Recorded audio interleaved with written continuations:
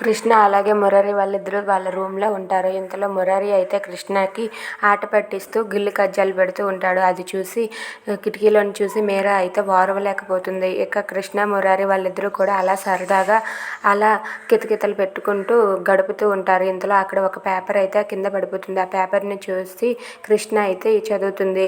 అమ్మ కృష్ణ, తింగరి, నీలో ఒక తింగరి ఉంది. ఆ తింగరి తల్లి అవ్వాలని నాకు చూడాలని ఉంది అని భవానీ అయితే రాసిపెట్టి ఉంటుంది. అది చదివి కృష్ణ అయితే నిజంగా అత్తయ్య, నేను తల్లినై చూపిస్తాను, మీకు మనవడినో మనవరాల్లో ఇస్తాను అత్తయ్య అని చెప్పి కృష్ణ నిర్ణయం తీసుకుంటుంది.